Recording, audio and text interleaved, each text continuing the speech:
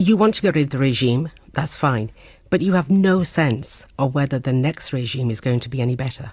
You know what people in Iran say? They said that we don't have anything to lose. And we really don't care, as long as we don't have the regime in power. The attack has taken place.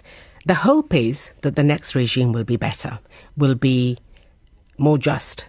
But if that doesn't happen, what would you want Western powers to do? If you are abused in an abusive situation, would you say that I'm not going to get off that abuse because the next person would be more abusive? You don't do that. I'm just asking, if this doesn't happen, what cards does the Iranian population have? You're talking about future. I'm asking you, if someone is attacking you, you're not thinking about who's going to attack me next. You're going to think about how I'm going to survive. That's what you're thinking about. Right now in Iran, people are so fed up. Former political prisoner in Iran. She'd been a student activist who now campaigns on behalf of those still being held, being tortured, killed there.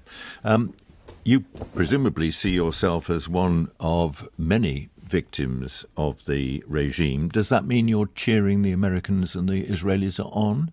It's more complex than that, because it's not just cheering the America, it's because I'm looking at it from the perspective of people in Iran who've been tortured, like myself, for 47 years. They came on the streets so many times to overthrow the regime, and it didn't work because they empty-handed, and they're facing Islamic Revolutionary Guard that's coming with, even this time, even war weapons. So it's not about welcoming it, but I'm asking you, what's the choice of people?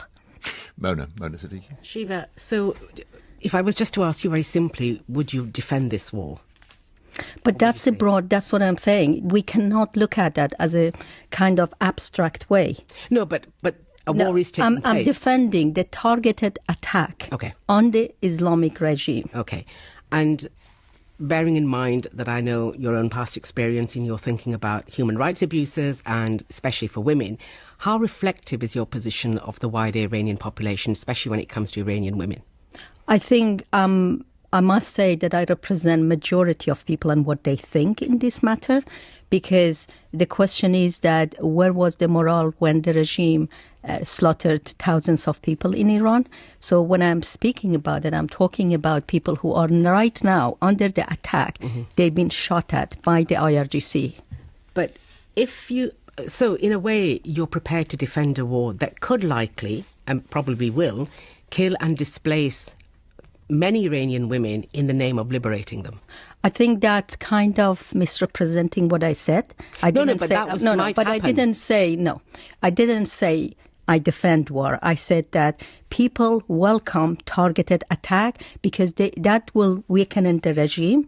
So as a result, they can overthrow them. I just want to remind you that in just 2 months ago, they came on the street, 40,000 killed in 2 days.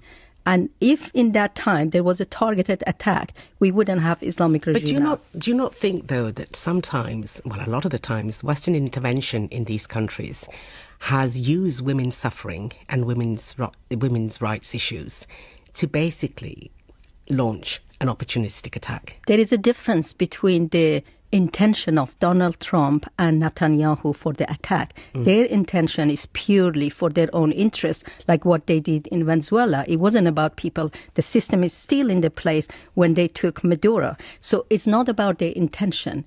That's not our basically point. Our point is, like Afghanistan in 2001, when Taliban was on the power, the first round, then they attacked, basically the US attacked Afghanistan. And that was the only way to get rid of Taliban in reality. What happened then, of course it was a chaos.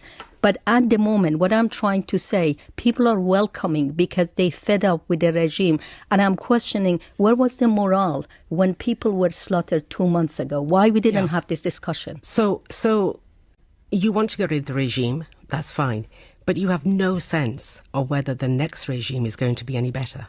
You know what people in Iran say? They said that we don't have anything to lose. And we really don't care, as long as we don't have the regime in power. You need to live in Iran to know what it's like. No, and this is why I prefaced it by saying that I have no experience, but I'm still also concerned by the amount of suffering that could be unleashed with a war that pretends to some extent that it's about women's suffering and human rights abuses. But why do you think the suffering is not happening here? People live under the poverty line. Basically, every single day you are attacked. Why do you think that now people are not suffering? Why do you think it's almost half a century that people are under the Islamic regime? When they killed Khamenei, people were happy, dancing, including myself, because we call him Hitler of Iran.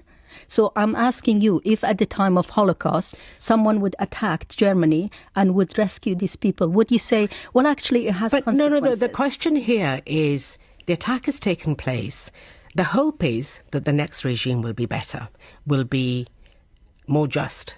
But if that doesn't happen, what would you want Western powers to do? If you are abused in an abusive situation, would you say that I'm not going to get off that abuse because the next person would be more abusive? You don't do I'm that. Just asking, if this doesn't happen, what cards does the Iranian population have? You're talking about future. I'm asking you, if someone is attacking you, you're not thinking about who's going to attack me next. You're going to think about how I'm going to survive.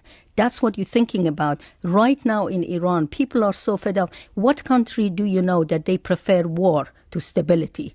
No, because people are in the war every single day. But people don't talk about that. What is the responsibility of international community to do something? I mean, Antonio Guterres, the head of the UN, shook hand with Raisi, who massacred political prisoners in the 80s. So when we talk about morale, we need to be holistically thinking about it. Matthew Turner. Well, look, thank you for sharing your perspective with us. How do you feel when people like when Donald Trump or Benjamin Netanyahu use humanitarian arguments, but disingenuously? You don't think that's actually what's driving them. How do you feel about that when they might quote someone like you and say, well, this is why we're doing it? How do you feel? Well, frankly, they're not representing us. People in Iran are represented by people like myself because they are both criminal, in my view. The genocide in Gaza and what Donald Trump does and represent is very clear.